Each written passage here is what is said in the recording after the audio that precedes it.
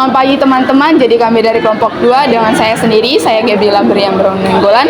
Saya Sela Abigail Tambun. Saya Askia Arfa. Saya Romauli Teresia Damanik. Saya Dita Valen Romali Borisinaga. Saya Artika Idul Lestari. Jadi kami di sini akan mewawancarai tokoh masyarakat dari suku kami masing-masing. Selamat menyaksikan. Jadi saya Gabriela Beriam Nenggolan. Di sini saya akan mewawancarai salah satu tokoh masyarakat yang bisa membantu saya dalam mengetahui tentang tradisi dari Batak Toba. Di sini dengan Bapak siapa? Nama saya Nenggolan. Usia Bapak sekarang? Usia 54 tahun. Pekerjaan Bapak sekarang apa Pak? Pekerjaan sekarang kuli bangunan. Oke. Nah, seperti yang kita ketahui, pastinya di tradisi Batak Toba sudah banyak jenis-jenisnya. Nah, salah satunya mangulusi. Untuk mangulusi itu dilakukan di acara kapan aja ya Pak? Kalau mangulusi itu bisa di acara pernikahan, bisa di acara meninggal orang tua. Nah, lalu tradisi mangulusi untuk acara melayat itu atau orang meninggal gitu Pak, bagaimana cara melakukannya? Oh, kalau mangulusi di acara melayat atau orang meninggal ada beberapa macam cara, yaitu misalnya kalau seorang laki-laki meninggal, berarti dua di sana yang mengasihkan ulus. Yang pertama yaitu tulangnya yang meninggal, yaitu memberikan ulus kepada yang meninggal ya, yang disebut dengan saput. Kalau yang ke hula-hulanya datang memberikan ulus kepada yang istrinya yang ditinggalkan, itu namanya tujung. Kalau itu belum ada yang berkeluarga anaknya. Tapi kalau sudah ada yang berkeluarga ataupun dikatakan dalam istilah adat Batak itu gelarnya sudah sarinya tua ataupun saurna tua, bukan lagi dikatakan selaku ulus tujung, tetapi disebut dengan ulus sape tua. Terus kalau dalam saurna tua yang meninggal, bukan hanya kepada yang meninggal, sama yang ditinggalkan atau istrinya itu dikasih ulus, bagi keturunannya pun akan diberikan yang disebut dengan orang hula-hula, mulai dari atas sampai ke atas. Contohnya hula-hula tulang, bona hari, dan seterusnya. Itu semua memberikan ulus kepada keturunan yang meninggal kalau sudah sariba tua ataupun sauma tua. Ya. Lalu antara mangulusi acara nikah dan acara melayat, apa perbedaan yang ada antara keduanya Pak? Perbedaannya yang antara yang meninggal dengan yang pernikahan, perbedaan itu aja tadi. Kalau di pernikahan tetap juga hula-hula, tulang, bona tulang, maupun bona hari itu memberikan ulus kepada pengantin. Jadi kepada itu satu. Yang kedua, hula-hula tadi memberikan ulus pasamut kepada orang tua pengantin laki-laki.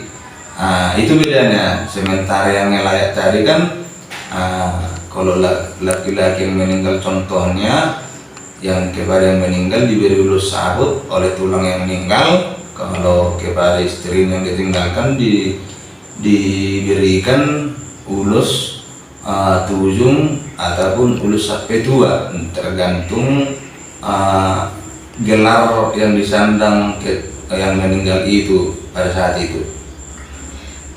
Kemudian apa saja yang dibutuhkan dalam tradisi mangulusi acara melayat ini Pak? Yang dibutuhkan maksudnya agak spesifik dulu. Kalau misalkan kalau kita sedang ada yang meninggal gitu kan Pak, apa saja yang dibutuhkan untuk menjadikan tradisi ini supaya bisa dilakukan? Seperti contohnya ulos kah?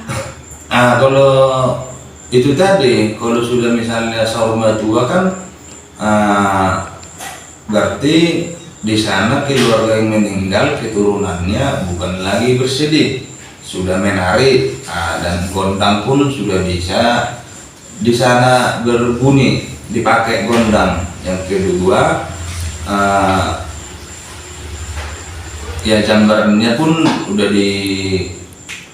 disepakati pada saat yang namanya disebut itu Ria Raja, udah disepakati apa yang mau diambil. Ada nomor minyak, ada kadang gajah tuba katanya gitu kan, atau dengan istilah lain disebut sigagak duhut, nomor minyak.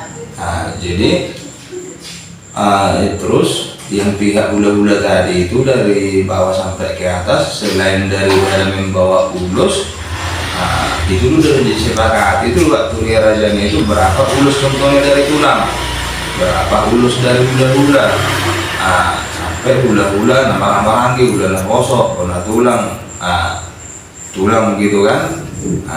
Udah disepakati selain daripada bawa ulus, pihak hula-hula dari bawah sampai ke atas itu tadi membawa lagi beras yang namanya disebut dengan perbutir. Lalu siapa saja yang berperan penting dalam tradisi acara ngayat seperti ini, Pak? Yang berperan penting sebenarnya semua ini berperan penting, tidak ada yang apa, karena di sana yang bersangkutan termasuk dongal sahuta berperan penting juga. Pihak hula-hula pun peran penting juga, atau pamuruan pun peran penting juga. Jadi semua tidak ada yang istimewa dan tidak. Jadi semua itu namanya Rajani dongat tubuh pun berperan penting juga di sana itu. Lulus pas samut kepada orang tua pengantin laki-laki. Itu bedanya. Sementara yang layak tadi kan kalau laki-laki yang meninggal contohnya, yang kepada yang meninggal diberi ulus sabut oleh tulang yang meninggal. Kalau kepada istri yang ditinggalkan diberikan ulus tujung ataupun ulus sampai tua, tergantung gelar yang disandang yang meninggal itu pada saat itu. Kemudian apa saja yang dibutuhkan dalam tradisi mengulosi acara ngayat ini, Pak? Yang dibutuhkan maksudnya agak spesifik dulu. Kalau misalkan kalau kita sedang ada yang meninggal gitu kan, Pak, apa saja yang dibutuhkan untuk menjadikan tradisi ini supaya bisa dilakukan? Seperti contohnya ulos kah? Kalau itu tadi, kalau sudah misalnya sahur tua kan berarti di sana keluarga yang meninggal keturunannya bukan lagi bersedih, sudah menari, dan gondang pun sudah bisa di sana berbunyi, dipakai gondang. Yang kedua, ya jambarannya pun udah disepakati pada saat yang namanya disebut itu Ria Raja, udah disepakati apa yang mau diambil. Ada nomor minyak, ada kadang gajah tuba katanya gitu kan, atau dengan istilah lain disebut sigagak duhut, nomor minyak. Jadi terus yang pihak hula-hula tadi itu dari bawah sampai ke atas, selain daripada membawa ulus, itu udah disepakati itu waktu Ria Rajanya itu berapa ulus contohnya dari tulang, berapa ulus dari hula-hula, sampai hula-hula nama-nama lagi, hula kosok, warna tulang, tulang gitu kan. Udah disepakati selain daripada bawa ulus, pihak hula-hula dari bawah sampai ke atas itu tadi membawa lagi beras yang namanya disebut dengan perbutir. Lalu siapa saja yang berperan penting dalam tradisi acara ngayat seperti ini, Pak? Yang berperan penting sebenarnya semua ini berperan penting, tidak ada yang apa, karena di sana yang bersangkutan termasuk dongas sahuta berperanan penting juga. Pihak hula-hula pun peran penting juga, atau pamuruan pun peran penting juga. Jadi semua tidak ada yang istimewa dan tidak. Jadi semua itu namanya rajani dongat tubuh pun berperan penting juga di sana itu. Jadi semua yang hadir di situ, semua peranannya sangat penting di dalam melaksanakan acara adat ngelayat itu tadi, karena semua itu punya bagian masing-masing di dalam kegiatan itu ataupun acara itu. Lalu mengapa tradisi acara ngelayat ini harus ada dilakukan ketika ada orang meninggal? Itu sudah budaya dari nenek moyang kita dulu. Jadi dari situlah jalannya orang Batak itu memberikan penghormatan, karena orang Batak itu semua itu raja dongat tubuh, raja hula-hula, raja dongat sahuta. Jadi sesama raja saling menghormati, dan pada saat itu di samping daripada itu adalah sosial juga untuk mengunjungi orang saudara kita yang bersih. Di samping dari budaya, di samping dari saling menghormati, itu adalah merupakan sosial bagi masyarakat Batak. Apakah tradisi di dalam acara ngelayat ini penting dilestarikan dan dikembangkan, Pak? Oh, sangat penting. Itu harus dikembangkan walaupun ada pergeseran sedikit, misalnya dari upasa itu atau cara-cara pemberian ulus itu tadi. Kenapa ada pergeseran? Karena ketika nenek moyang kita dulu membuat adat Batak itu kan permalin pada umumnya. Jadi ketika sudah masuk ke Kristenan, ke tanah Batak, ada pergeseran sedikit, tapi bukan menghilangkan. Pergeserannya bagaimana supaya tidak bertentangan dengan kekristenan, itu saja, bukan menghilangkan. Jadi tetap dipertahankan. Justru disitulah nampak nilai-nilai budaya Batak itu, bahwasanya kita bangsa Batak itu berbudaya dan bersosial tinggi di tengah-tengah masyarakat, dan harus dipertahankan budaya Batak itu. Oke. Yang terakhir, apakah ada bagian dari tradisi acara ngelayat ini yang harus dihilangkan, Pak? Sebenarnya tidak ada. Kalau dihilangkan di situ berarti budaya Batak ada yang dihilangkan, karena yang dijalankan di dalam acara ngelayat itu tadi adalah tatanan acara budaya Batak semua di situ. Jadi kalau ada yang dihilangkan di acara ngelayat, berarti di budaya Batak pun harus ada yang dihilangkan. Jadi tidak ada sebenarnya. Kalau ada yang dihilangkan dari segi mana? Kenapa? Karena ngelayat itu adalah sosial, sosial antara horizontal sesama manusia. Terima kasih atas waktunya, Pak. Bila ada salah kata, saya mohon maaf. Terima kasih atas waktunya juga, setelah berkenan untuk saya wawancarai. Ya, terima kasih. Sukses di sekolah, rajin belajar ya. Oke.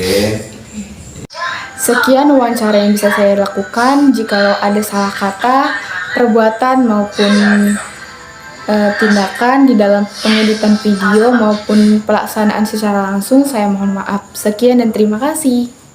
Halo semuanya, perkenalkan nama saya Dita Valen Romauli Borsinaga. Di sini saya akan mewawancarai mengenai tradisi Batak Toba. Yang saya akan wawancarai adalah orang tua saya sendiri. Boleh diperkenalkan namanya, Ibu? Nama saya Rumata Simajunta SPD.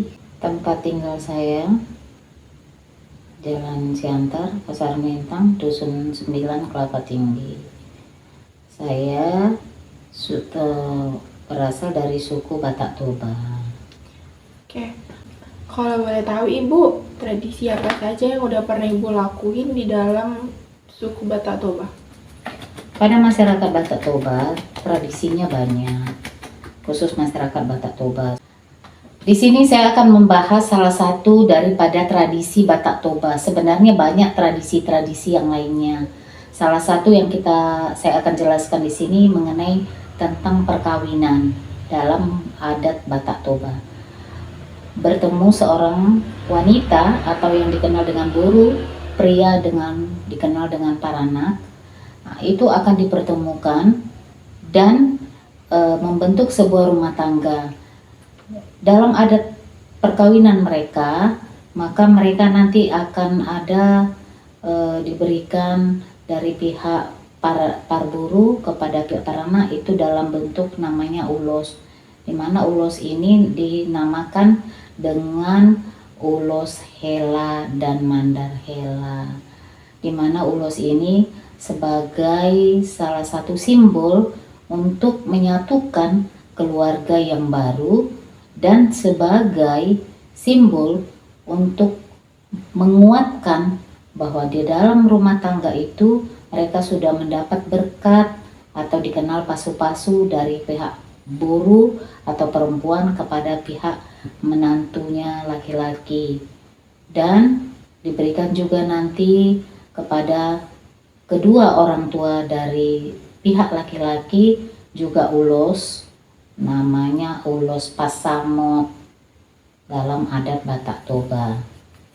Kalau boleh tahu Ibu, menurut Ibu kenapa tradisi itu harus tetap berjalan? Oh, adat itu tidak bisa hilang karena itu memang sudah tradisi yang diwariskan turun-temurun dari opung mula jadi nabulun, itu istilahnya dalam Batak Toba. Jadi memang itu sudah diwariskan kepada generasi dari ke generasi sampai saat ini, supaya tidak hilang tradisi Batak Toba itu, karena memang itu merupakan simbol kekuatan, simbol untuk menyatukan dua insan dalam bahtera rumah tangga. Jadi kira-kira seperti itu. Menurut Ibu, bagaimana cara kita sebagai masyarakat dapat menjaga tradisi itu agar tidak punah ataupun hilang? Bagus sekali pertanyaannya. Itu tradisi itu tidak bisa kita hilangkan karena masing-masing daerah itu memiliki ciri khas yang tidak bisa kita tinggalkan. Mengapa? Karena itu merupakan simbol daerah tersebut. Bila kita hilangkan berarti kita tidak mencintai daerah kita. Maka sebagai generasi penerus itu wajib diwariskan dari keturunan yang satu, begitu juga keturunan yang lainnya, agar daerah kita khusus Batak Toba, ciri khas daerah itu tidak hilang dan tidak lenyap begitu saja. Kira-kira begitu. Makasih Bu. Sekian wawancara dari saya. Terima kasih. Hai, perkenalkan nama saya Askia Arfa. Saya dari kelas 11, saya dari kelompok 2. Di sini saya akan mewawancarai Ibu Titik Fauzia tentang tradisi pernikahan di Minangkabau. Ikutin terus ya. Dah. Nah, di sini kita sudah bersama Ibu Titik Fauzia. Apa kabar, Bu? Sehat, alhamdulillah. Nah, sekarang saya ingin bertanya kepada Ibu. Menurut Ibu, tradisi apa saja yang dilakukan di sekitar lingkungan kita dan apa sudah dijalankan dengan baik? Tradisi pernikahan yang sudah dijalankan dengan baik sampai saat ini. Oke, apa tindakan Ibu agar bisa mempertahankan budaya tradisi pernikahan? Dengan memperkenalkan tradisi tersebut kepada anak-anak. Oke, menurut Ibu apa manfaat tradisi pernikahan tersebut? Untuk memiliki terhubungan kedua belah pihak. Bagaimana menurut Ibu upaya pelestarian budaya tradisi pernikahan tersebut? Harus tetap dijalankan agar tidak hilang. Oke, apakah budaya yang pernah Ibu lakukan? Budaya meresep untuk mengenal sosok pemuda yang akan dijadikan pendamping. Menurut Ibu siapa yang terlibat dalam budaya tradisi pernikahan tersebut? Orang tua, nenek mama, kerabat, dan kedua belah pihak. Menurut Ibu, bagaimana pandangan masyarakat terhadap tradisi pernikahan tersebut? Sangat baik dan unik. Oke, sekian video dari saya. Assalamualaikum.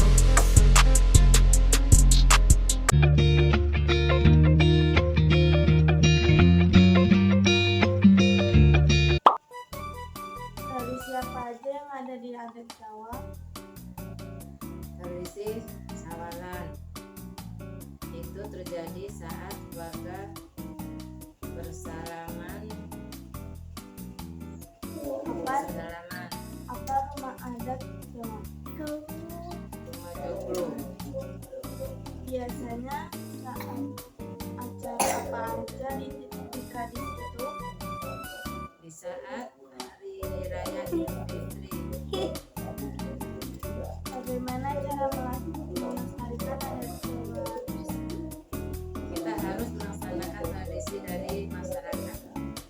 Sekian wawancara yang bisa kami lakukan. Bila ada salah kata, kami mohon maaf. Sekian dan terima kasih. Dadah!